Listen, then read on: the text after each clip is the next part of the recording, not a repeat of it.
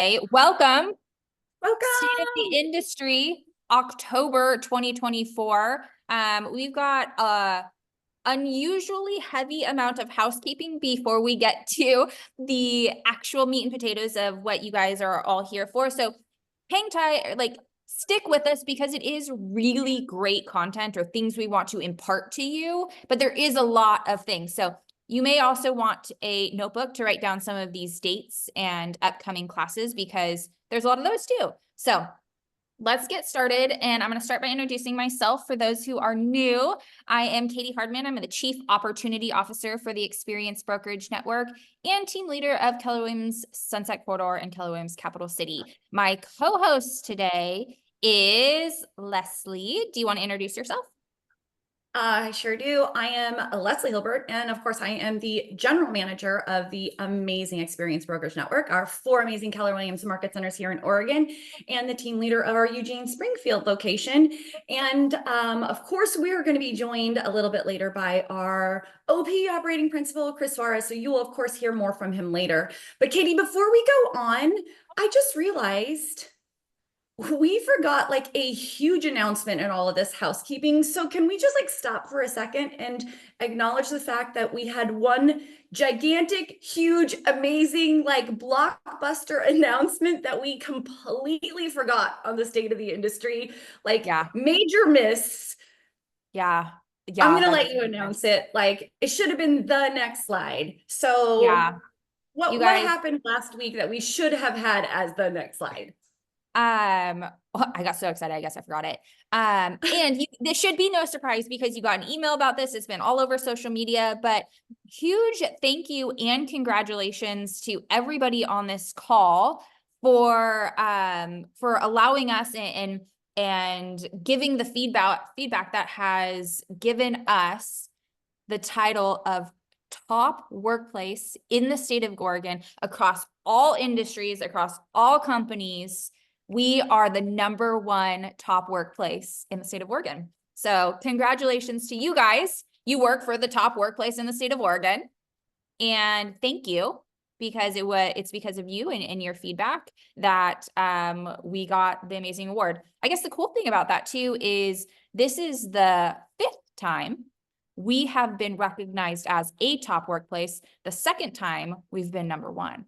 So we continue to just be a top workplace. So thank you guys. Huge announcement. We will also be sharing the graphic for that if it's something that you want to use in your social media or in your presentations that you are part of the top workplace. Or if it's something you just want to share and brag on, we'll get that out to you. So you're right, Leslie, that was a big announcement that we forgot. Dang, I hate when I forget things. Okay, moving on. The reason that we always announce ourselves is because we always have new faces, and we have 12 new faces since the time that we last got together last month. So welcome to all of our new to Keller Williams, new to the Experience Brokerage Network agents. We're excited you're here. So if you recognize one of these names or they're in your market center, make sure that you give them a big hug or a high five or a elbow or tickle them, I don't know, and say thank you for being here. We're excited to be in business with you. Okay, continuing on. So everybody knows we just did our 3rd open house extravaganza, and I didn't want us to pass by and move on with our lives without saying huge congratulations, you guys, because we held 143 open houses on September 29th. 143 across the state of Oregon. So way to go. Way to get our name out there and our brand and market share. We will continue to do these. We were going to drop in the chat a feedback form. So if you were one of the 143, please fill this out and just let us know how the open house went, as well as if there's any feedback for us on ways that we can improve next time. We would love that. So awesome job, you guys. Another quick announcement. Leslie, do you want to give us an update on our Area Pro? Yeah, very quickly, you guys. As you know, we are so excited about this new partnership. We have a new analytics program to bring even more features to help you guys be the market specialists in your local communities. So we recently partnered with Area Pro, but that also means that we are going to be sunsetting the TMO system that we have used, and the sunset date on that is October 31st. So you will continue to get those weekly emails about the TMO through the rest of this month. However, on October 31st, that will be your very last reporting system of that. So if you are wanting to stay up to date on market analytics in your area, you need to integrate into the Area Pro system. You have been receiving invites into the Area Pro platform. You need to accept those so that you have full access to everything that you had with the TMO system and lots more. And of course, every Wednesday at 12:30, there is a workshop on how to use the system, as well as we have pre-recorded trainings to get you up to speed. You will love it if you haven't used it already, but we just want to make sure that you're aware that October is the sunset of the old system, and we want to make sure you're fully integrated into the new analytics system. So don't miss out on this awesome new product to help support your business. Can I just share one thing, Leslie, on that? Of course. If anyone is here and as you begin to use it, there is a feature there, there's something that you would like to see, please message me directly, email me, text me. Our developers are working on that every day as well in that partnership. And I'm very much involved in the data that it pulls and how it pulls and what we receive. We're building AI as we speak. I'm using it currently. It is phenomenal. Literally being able to just type into the system and say, hey, I'm working on a price reduction on this property. What stats should I share with my seller? It is working brilliantly. So super pumped and excited about what this will eventually do and just the next level of using data for our clients and engaging to win business. But it also allows us to get super granular, do a lot of saved searches individually for neighborhoods and zip codes or maps that we focus on or we work a lot in. So it's just a lot better data when we sit in front of a client. If you haven't used it, please show up to some of our workshops. And again, if you need something, like that is the benefit of us sort of beginning to build our tech out for our agents. You will have something that other people don't. So we're super pumped and excited about it, and we hope that everybody loves it and uses it. Thank you. Okay. Like I said, lots of announcements, so we're going to keep going. If you've been here for a fourth quarter in the past, you know about this, but if you are new to the Experience Brokerage Network, we every fourth quarter run what we call a fourth quarter takeover. And the purpose of this is where other companies or other agents might start to slow down or give in to seasonality in the fourth quarter, we don't. And we want to recognize those who are doing the activities now and setting themselves up for success in 2025. So we run this fourth quarter takeover. It's a little bit of a competition, but also a way for us to recognize all of your hard work. So the way it works, it's a listing competition, and we have 4 categories. We have a rookie category, a solo broker, a team, which is 2 licensed agents, and a group category, which is 3 or more licensed agents. And every week we are going to put out a leaderboard to say who is taking the most listings in each of these categories. It'll happen at your local market center level, and it'll happen at the network level. So technically you could be the leader twice every week, but just to recognize the hard work that you're putting in and the successes you're having in taking listings in the fourth quarter. So the way that we know about these is when they're in command. So the contest started October 1st. It's going to run through December 31st. The way that you get on the leaderboard is when the contract has been signed and submitted in command during the fourth quarter. So we don't know about it if it doesn't exist in command. So make sure you get all of your paperwork in during the fourth quarter. You'll get a key on the door in your office on the red door, and you will be recognized every Monday in your weekly digest and every Sunday in the network weekly grind. So super excited. However, you guys, the first week is kind of wonky, so we don't have a leaderboard this week. But I do want to just show this, that so far, month to date, we've taken 30 listings across our 4 brokerages. So 9 in Sunset, 8 in Southern Oregon, 7 in Capital City, and 6 in Eugene. So congrats to those who are already starting the 4th quarter strong. Let's see what happens next week. It changes every single week. So don't slow down. We appreciate that you are hitting the ground running for 2025 with a strong 4th quarter. Okay, the other thing to note is we have jam-packed our 4th quarter on purpose because we also want to commit and celebrate that you are continuing to play all in during the 4th quarter and set yourself up for success in 2025. So I'm going to run through a couple things that are coming up. So this is where pen and paper might be necessary. So the first thing is Real Estate Recharge. We are starting on October 14th.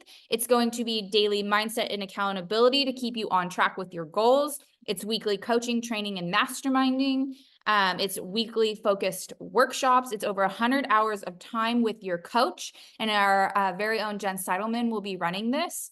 It starts on Monday. If you're interested in learning more about this, you are feeling like you're behind on your goals, you want to set yourself up for success in 2025, and would like to do it with a group of peers to hold you accountable, then we're going to put a link in the chat for how to sign up to get more information. So this is the first thing you could be doing to set yourself up for success. This is going to be amazing.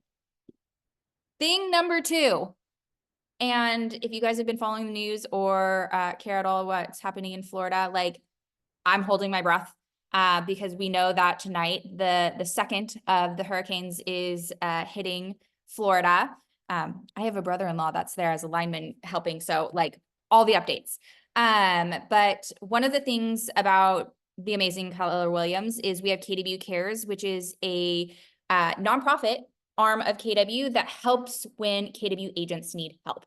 And one of the ways that you can participate in giving to KW Cares or participating in the disaster relief for KW agents is to use this QR code to donate specifically to KW Cares, or KW has set up an event that will help your business at the same time that you're giving to KW Cares. So for a $30 donation, you can participate in this Multiply Your Business. Or what I suggest is every one of our market centers is live streaming this Multiply Your Business event next Tuesday in the office.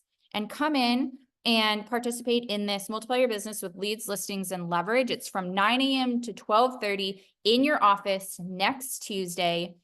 And all proceeds are going to disaster relief for KW agents in North Carolina, in Georgia, in Florida. It's getting grants for these people. It's refilling their fridge because they lost everything. By the way, did you know it's $500 to refill a fridge for a family of 4?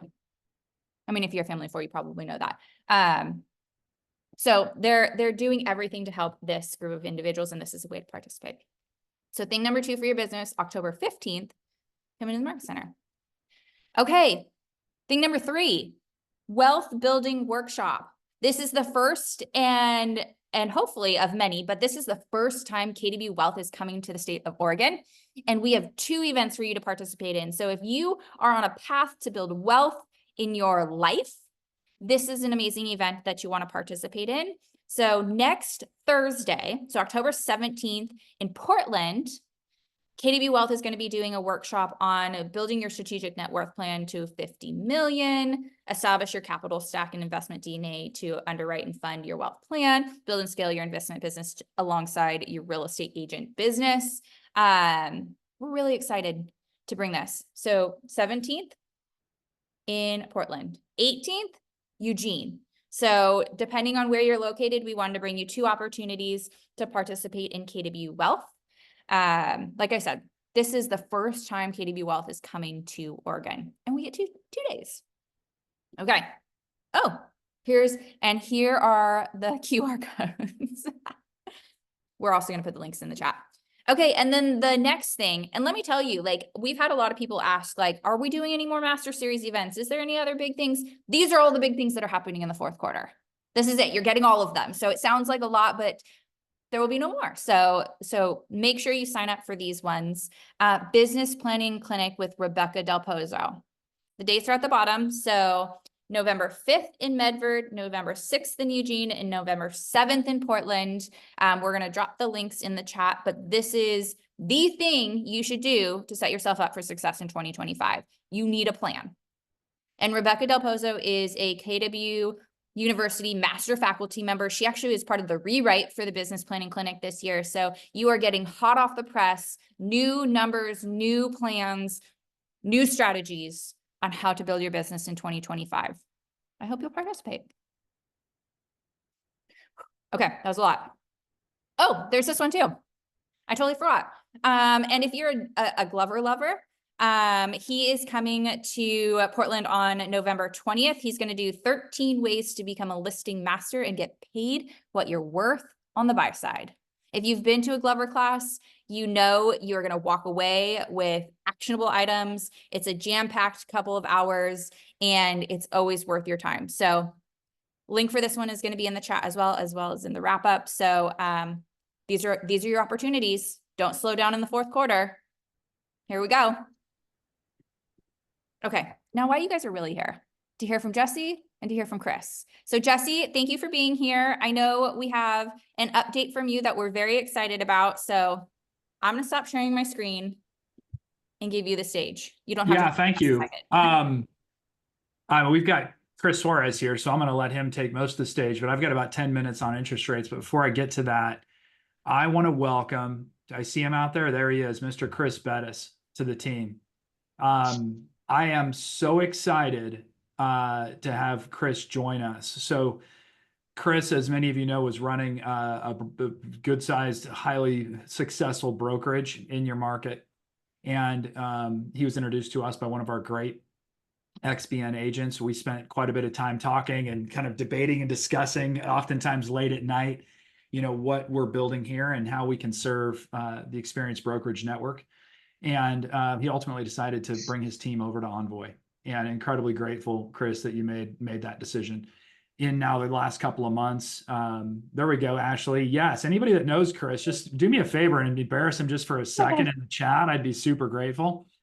Now, Chris and I have been working together about 90 days or so. And here's a couple of things I've learned.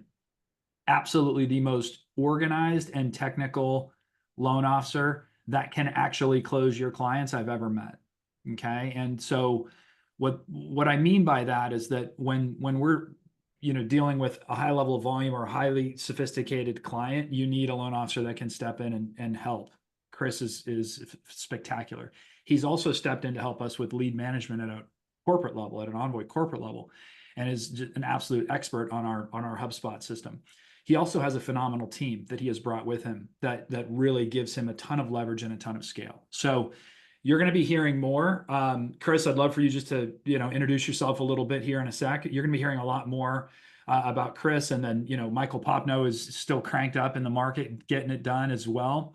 And so we need to bring more capacity so that we can do more loans with your team, right? We really want to take some of the information that we put together and turn that into more closings.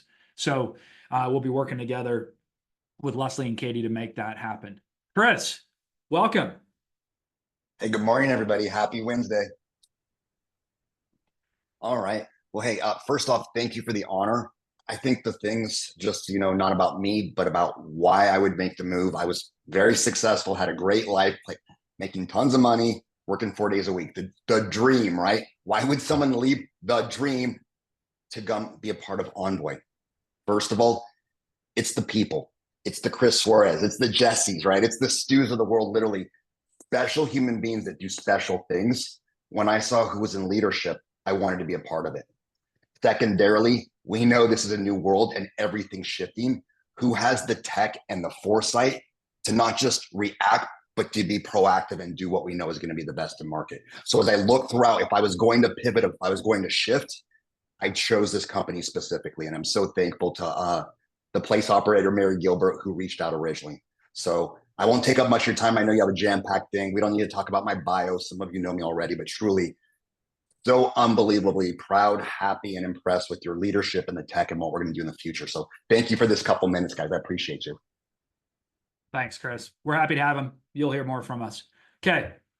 All right, Leslie, are we going straight to Katie, straight to State of the Industry here? We ready? Okay. Let's do it. I'm going to go ahead and do a little screen share. You wouldn't know that I'm on Zoom all day long by how long it takes me to get this thing shared. All right. Feel free to throw questions in the chat. And what I want to talk about specifically today is kind of the interest rate market and the impact it's having and how we are thinking about it. I think it's really a lot of strange stuff going on. So I want to talk about that, give you, without getting too technical, give you a view of what's happened in the last couple of days and how we think about the future. Okay. So every Monday, you should be receiving our market spotlight, and we drop this section in the top. Okay. This just gives you a snapshot. This is all national data. You want to use, Area Pro localizes this data for you. But purchase applications were up. Great last week. Here's the important story. Purchase applications were up 6 weeks in a row. I'm going to go a little deeper into that so that you can understand what that means for the winter, especially the listing contest you have coming up. But purchase applications were up 6 weeks in a row. Looks like this week they'll be down a little bit, and we'll talk about why. Inventory also up. Okay, we expected inventory to kind of slow down or start pulling back a little bit. It has not yet. So inventory was also up.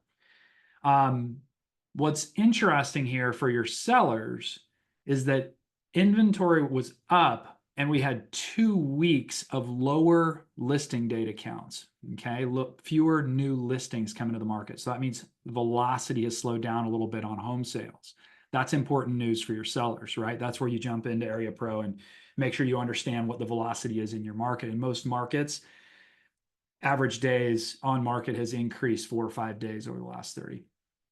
Okay, price reductions up. This is a normal seasonal reaction. Okay, we expect to be over 40% of all active listings, and I will tell you, I use Altos data for this. Everyone kind of calculates this slightly differently. The most important thing is not the number, it's the reference. Like, is it going up or going down, right? It's understanding directionally, are these numbers going up or down? And then how does that impact the way you communicate with your buyers and sellers? That's what's most important. So we've been hovering around this 40% number for a while, which is actually, from my perspective, a good thing, right? I expected this number potentially to go up into the 45, 50% range, and it hasn't yet. But we haven't really hit our true kind of winter season in most of our markets. So that was, price reductions are up a little bit. The big news, rates. Rates went up 5 or 6%, went 0.5% on rate, 5 or 6% from where they were. And the primary driver was jobs report. So let's get into that for a second. And I'll keep my eyes on the chat. If you have any questions, please drop them in. Happy to answer them. This is my favorite chart. I show you this chart every month, right? And for the last 3-4 months, I've been able to draw this really cool downline kind of through it, right? Like, oh, we're up a little, but it's just like 0.1%. And I drew this cool downline from 7.5%, right? And I took the 8% off, which was last year. We were in the 8s. Here's what happened. We had 2 months of decreasing new jobs. Okay, the jobs report was negative for 2 months in a row. Unemployment was ticking up. Okay, the Federal Reserve is responsible for 2 things. Okay, they're responsible for the labor market and inflation. So as they saw 2 months of the labor market softening, they made the decision to lower interest rates by 0.5%. You saw the big headlines, right? They made the decision to lower the interest rates 0.5%. Then what happened on Friday was we got what I like to call a holy crap jobs report. It turns out the economy is not as in much trouble as we maybe thought it was a month ago. This is a major, if anyone watched Sports Center, Suarez, I know you don't, but there's this segment in Sports Center called Bad Beats. This is a bad beat. This is, no one had any idea this was coming. 245,000 jobs were created versus an estimate of 150,000. What's worse, from my perspective, is that the jobs report from July and August, both of those reports were revised up 75,000. Unemployment dropped a little bit. Okay. The only thing that matters is we need the economy to weaken to have lower mortgage rates. This is a clear indication that the economy is not ready to weaken yet. Therefore, we are not likely to see lower mortgage rates. And you can see how the market reacted. The market went from 6.2 right up to 6.6. And it's not doing well today either. I just keep adding 0.1 to this every time I do this presentation so far this week. Are rates going to go to 8%? No. But are they going to 5%? Also, no. What we are looking for, and if you're talking, and remember, anytime I'm on a call with you, I'm interested in taking this nerd alert thing that I do and converting it into a conversation with your buyers and sellers. We have a lot of people sitting on the sidelines waiting for rates to drop, especially with the headlines, okay? I want you to have enough data to show them that rates are really good. They were 7.5. They're now 6.5. They were 8 last year when we talked. They're 6.5. That's good. And until the market weakens, we will not see lower rates. Okay, those are 2 important message points. So here's what's so interesting. October 8th, when was that? That was yesterday. Our friends at NPR, just a little bit behind the curve, right? This all happened Friday, but these are the headlines you're seeing. Mortgage rates have dropped. Should you refinance your home? Here's what I would encourage you to do. We all know, because we're professionals, that when the Fed lowered interest rates, mortgage rates didn't move that day, right? And a lot of people online, well, what happened? Why is that happening? I've been explaining this to you, been working with you for a long time. Hopefully you understand that was built in a month ago, okay? But you have to lean into the headlines when they work in our favor. So this headline is completely wrong. It's like 6 days old, but guess what? Let's use it, because rates are in fact lower than they were in May significantly. So lean into the headlines, watch what's going on in the news, and make sure you can answer the questions from your clients, okay? Because this is NPR. I mean, this thing has like 200 million views, this article or this little audio clip. And pretty wild that rates actually had the worst on Friday, by the way. It was the worst single day mortgage rate increase in 2.5 years. So pretty significant. But I want you to lean into the headlines. Okay. Here's the other thing you need to know, and you need to be able to communicate with your buyers. 5 weeks in a row. It's actually 6. This dark red line here represents the Mortgage Bankers Association Purchase Application Index, the number of purchase apps that were generated. We had 6 weeks in a row of increases. 6 weeks in a row. What happened 6 weeks ago? Rates started to decline. The way we think about this, when rates do drop, demand comes into the market very quickly. This doesn't look like a steep curve, but this is actually a pretty steep curve considering we're at the lowest level since 95. So when you're talking to a buyer, many people are waiting for rates to drop. If we continue to wait, demand will increase, and it happens fairly quickly. This doesn't take a month or 2 months. We literally had our 3 largest application days at Envoy in the last week and a half before rates spiked. Like, since we've owned the company. So this happens very quickly. More demand in your market begins creating upward pressure on prices. You are in an inventory constrained market. It's not like Austin or Miami, right? So you could see the market shift very quickly if rates do drop. So we believe now is a pretty good time. Let's see here. The other thing I keep hearing, and I want to just throw this in, it's kind of out of context, I think, in my presentation, but this was I don't know how many buyers I've talked to or loan officers that are talking to buyers that want to wait till after the presidential election because I think rates are going to magically drop. And I think Chris will probably be talking about that a little bit. Here's what's actually happened the last 13 election cycles, national presidential election cycles, okay? And you don't need to worry about this data, but just check out the right-hand side. 13 election cycles back to 1972. 4 times interest rates went up, 4 times interest rates went down, and 5 times they were flat. Someone do the math on that and realize it doesn't add up to 13. That adds up to 14. I'll fix that, I promise. I created this one on the fly because it keeps coming up. I apologize. I will fix it before I send it to Katie for distribution. Here's the message. Presidential elections generally have no impact. Chris, are you going to talk about the presidential election at all and impact with some of the Goldman data or no? I'm not touching the election, no. Okay, cool. I'm going to take just 1 minute then. Not a political statement. If all goes well, 10 years from now, you'll have no idea how I lean. But here's what we're thinking. Either the Republicans or the Democrats, Goldman has made a couple of statements. I don't have the slides here. They don't expect any significant impact to interest rates, right? The Republican plan increased tariffs, could increase inflation over time, long-term trend potentially up. Democrats have a different tax program and also have increased tariffs. So it really feels like this election from an economic perspective will remain neutral. But for whatever reason, however this got trapped in people's heads, a lot of folks are going to wait till after the election. I've got a bunch of pre-approvals that are like, I'm not going to make an offer till after the election because the rates are going to drop. It just doesn't happen.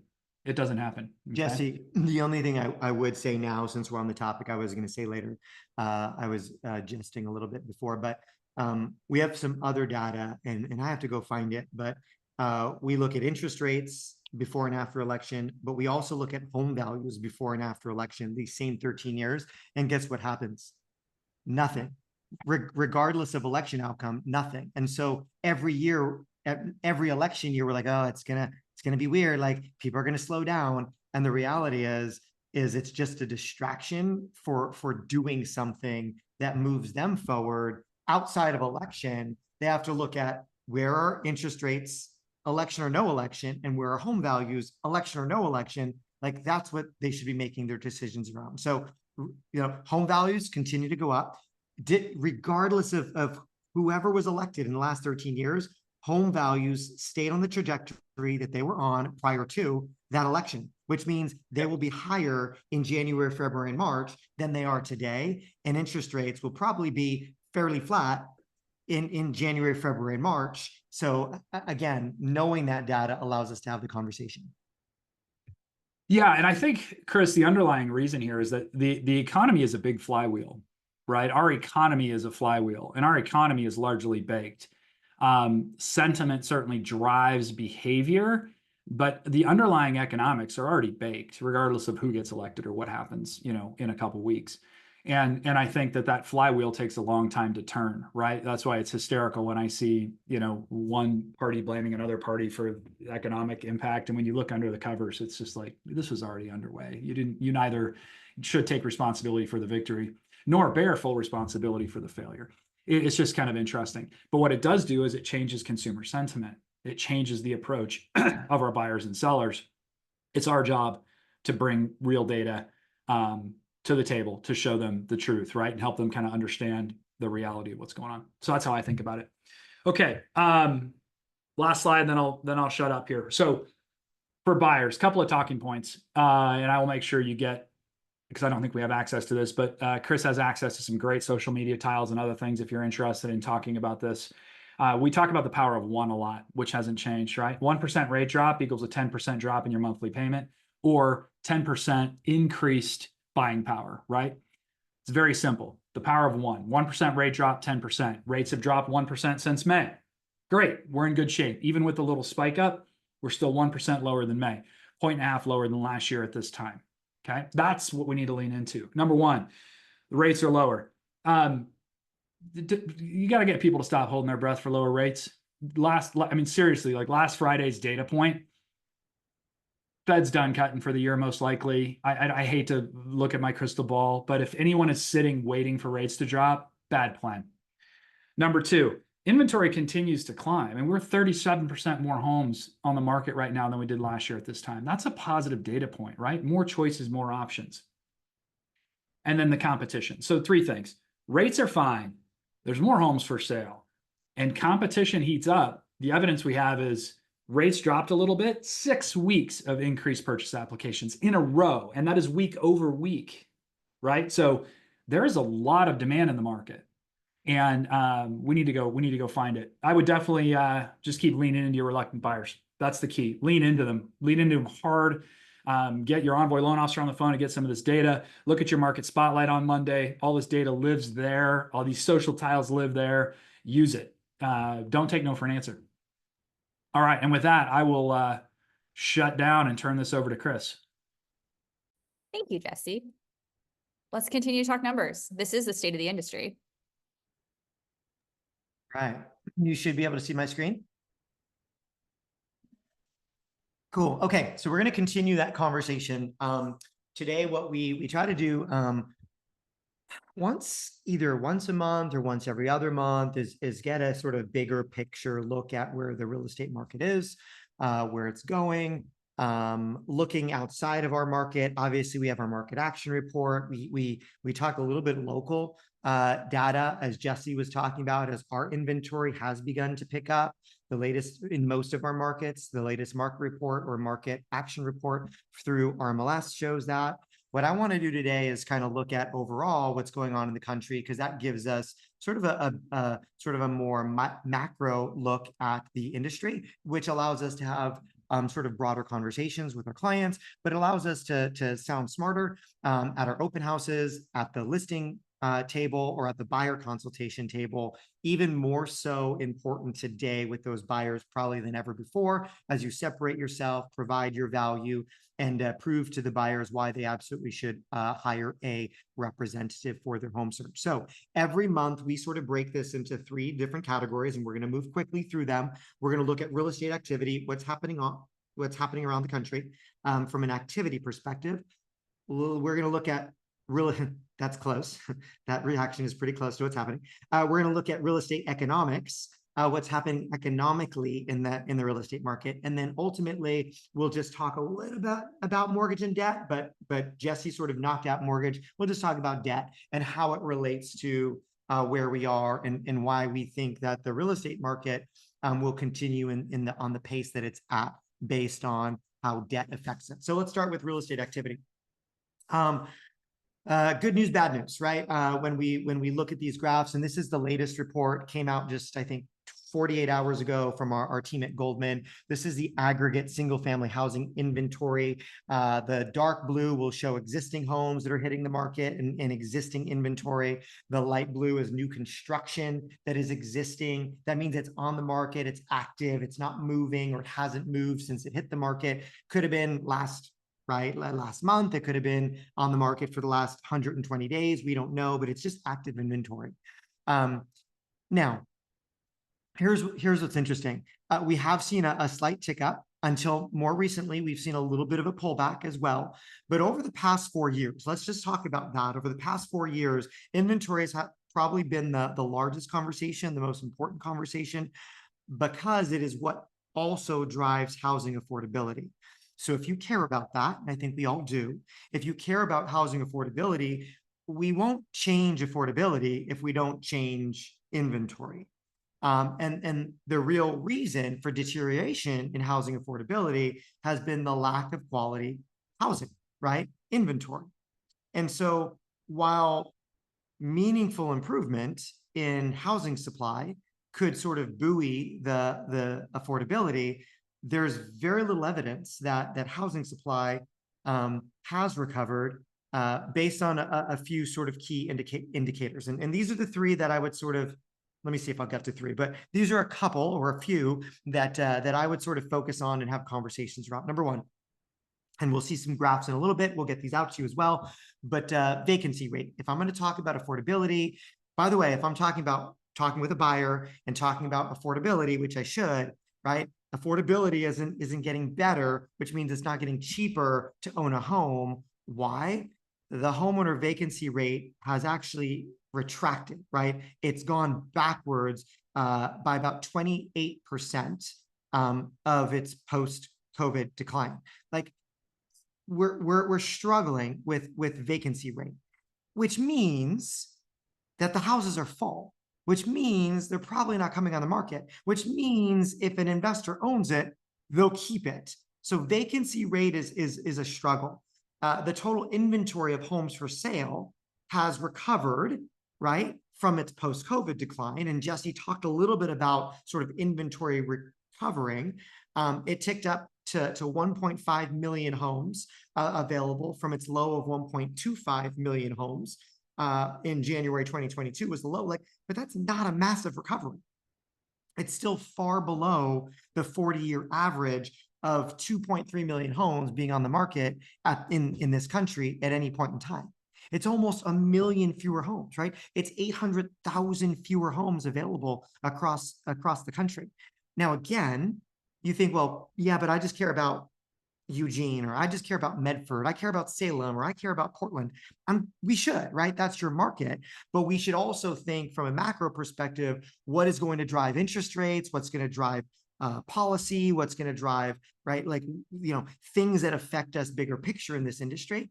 Inventory is really still unbearably tight when we look at number of homes that should be available for the number of buyers in the marketplace.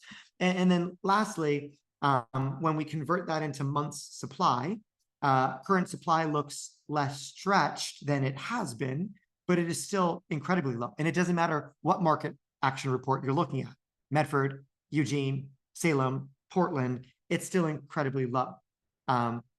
The other interesting thing, as we look at this graph with dark blue and light blue, household formation since March 2020 has outpaced total housing starts.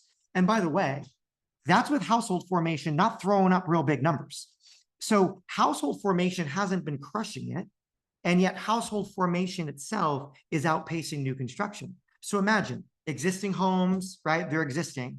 Like we're building new homes, which is awesome. So that's new housing, but we are creating more households every single year by about 235,000.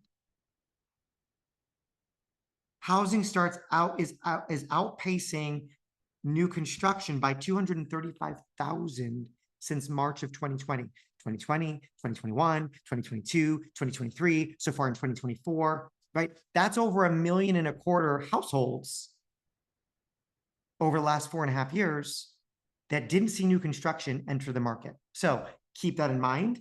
It also is why homeownership rates have gone down, right? We've brought quite a few rental units to the market for sure, but not new construction residential homes for sale. So again, it may not be that, well, people don't want to buy homes anymore. It may be that there are no homes for them to buy right now, which is a problem for me because one, we buy and sell homes, but two, I believe in home ownership as the path to wealth in this country. And so again, just a challenge. And as we look at affordability and then we look at pricing for the next 1, 2, 3, 5, 7, 10 years, interestingly enough, some good confidence for a buyer to buy now. So just a few real estate activity graphs. This is the supply of homes listed for sale. It's declined since March. Again, we saw a slight tick up this month. This month's data is not in Goldman's report, obviously, because we're a couple months behind as we get this data sort of crunched and delivered. So we'll see if that continues, but this is the total available homes for sale. We'll see that, right, hovering at about 1.2, 1.3 million homes for sale. Again, where is it usually? We should know that. It's a cool number to know. You could tell buyers at the open house or talk to buyers at your consult, typically around 2.3, 2.4 million homes available in this country for sale. Pending home sales. We should look at this and feel it. Like the reality is the light blue is what are we on pace to sell? Like, so this is if all continues, every month continues, like this month continued, like how many homes will we sell this year or rolling 12 months? We would be under 4 million homes based on our home sales, right? Since middle of the year. That is like tough. There's no other word for it. Like that is really, really tough. Now, that's one thing. but look at our pending sales in the middle of the summer. By the way, we experienced this in our network, right? You experienced this, you felt this, right? Some of us started doubting ourselves and our skills and our ability. And do I want to stay in this? Like, don't go there yet or ever. But when you look at the pending home sale index, we were pending home sales at a rate of 3 million sales. Like, at the beginning of the year, we thought, okay, we might hit 4.5 million sales. Then we kind of adjusted. We might hit 4.3 million sales. Then we adjusted. We said we might hit 4.2 million sales. And listen, we might hit 4 million sales this year again. So again, there's just been fewer sales. Inventory is an issue. Interest rates has been an issue. Now interest rates are our friend or doing us some favors. And yet, you know, buyers take some time to come around, right? There's a proximity bias there. So again, just be prepared, right? Pending is what we saw in the third quarter. It is why we've been pushing in the end of the third quarter, in the beginning of the fourth quarter for activity. We just need to do more activity to find the sales and drive sales in our industry. We talked about this, so I won't go here, but this is the homeowner vacancy rate,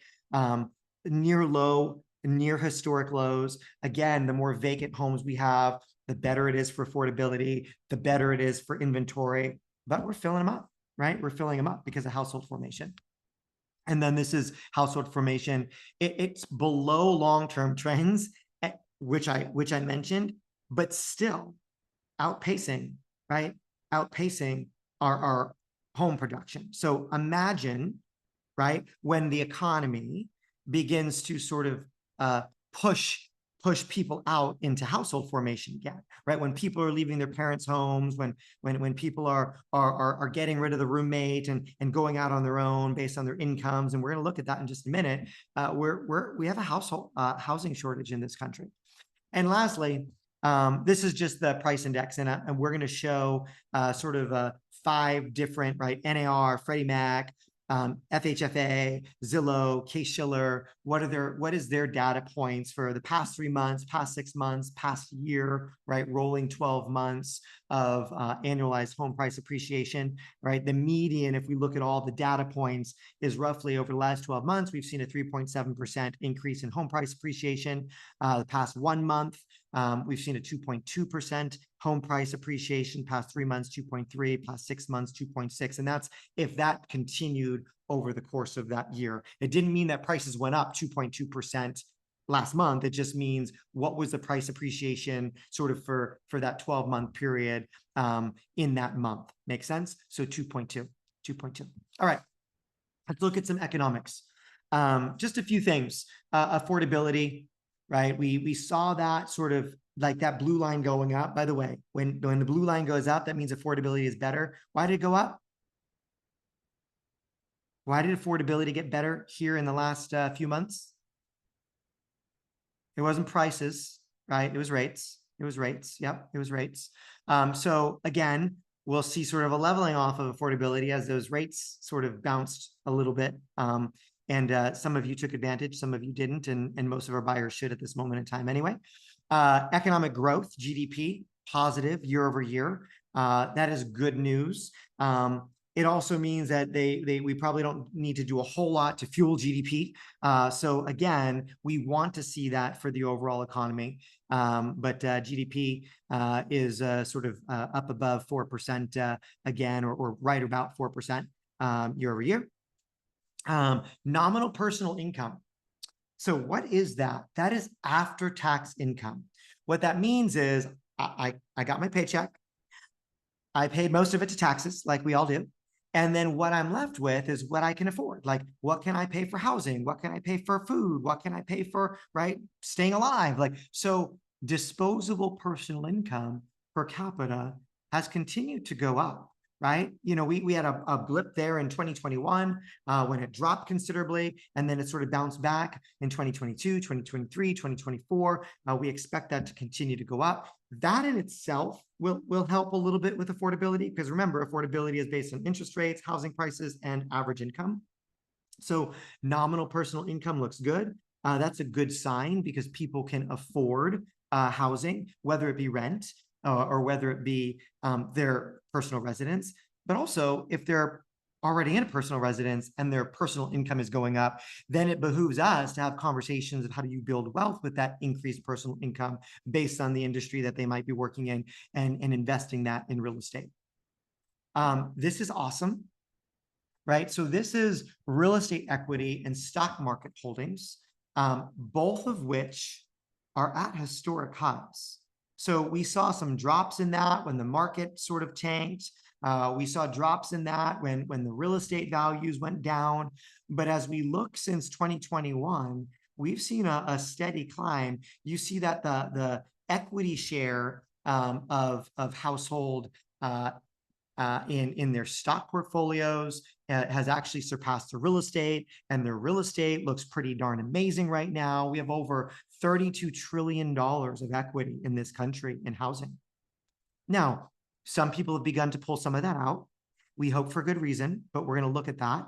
But from our perspective, that's a really, really healthy real estate market. It's a really, really healthy way to invest in real estate with equity in their current real estate. But where do a lot of our buyers get their down payment from? The equity share that they have in their stock portfolios as well. So keep that in mind. And last thing on sort of real estate economics, this is the financial obligations relative to incomes. And we saw sort of some of those financial obligations tick up. We'll talk about why in just a bit. Most of that was just some credit card debt. But the reality is we are at historic lows. Financial obligations, right? Debt, lease payments, property taxes, rent relative to income. Look at the percentage of income. It's below 15%. It's a pretty healthy economic world that the country is looking at right now. It's why sometimes we think, gosh, could you help us out a little bit?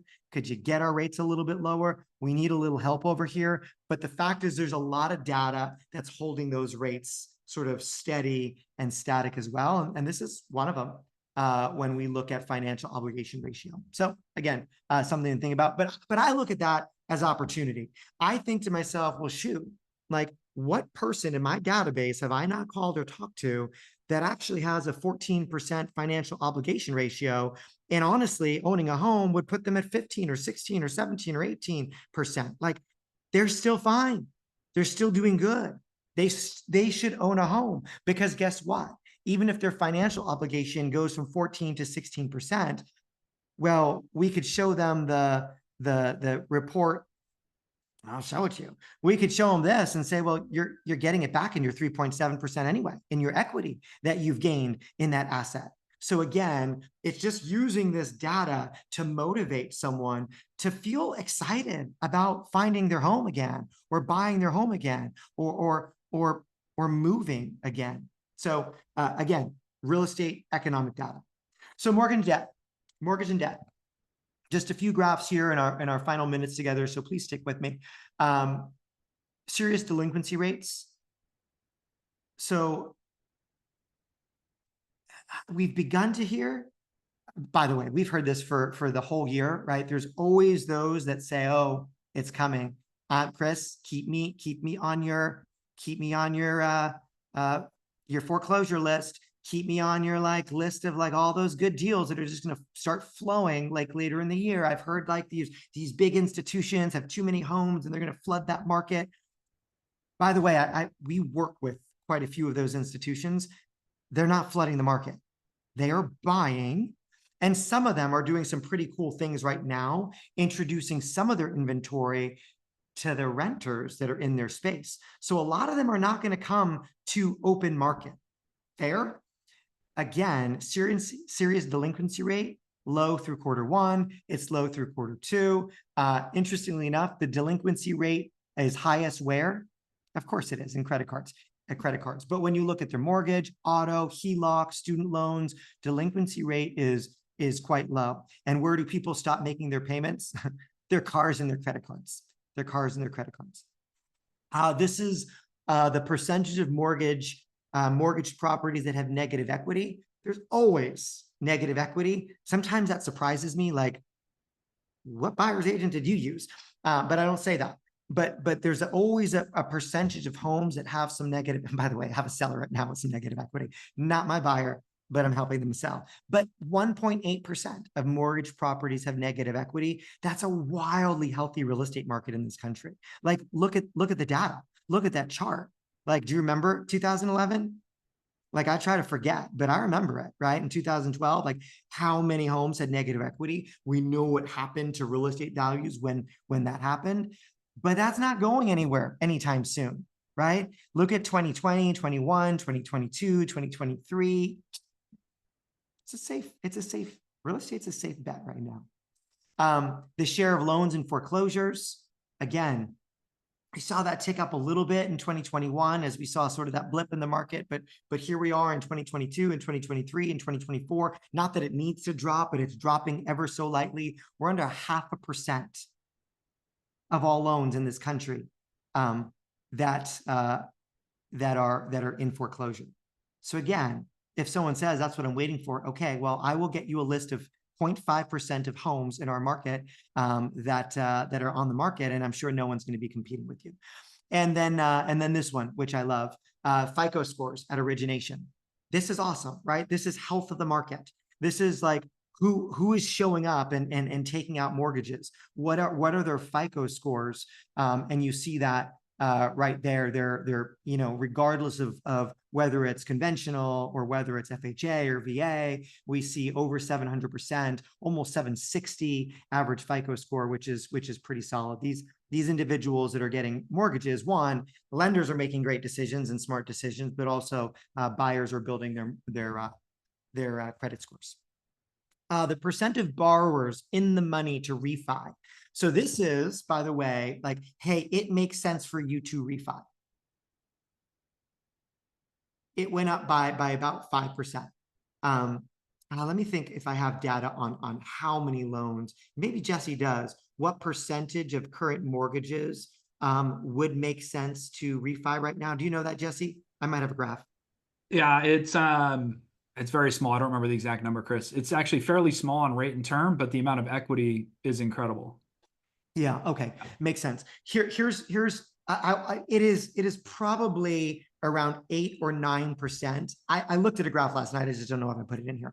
8 or 9% of current mortgages. But here's the deal. That also means that I should be calling all of my past clients and just reaching out and just saying, hey, have you had a conversation with the lender based on where you bought, what rate and term you were at, and if it makes sense to begin to look at refinancing. We saw them come down. We saw rates go back up. I don't want you to miss that drop again if it should drop. Are you in touch with our lender? That's just a customer service call. We're always looking for reasons to call our clients. Just do it. Just do it.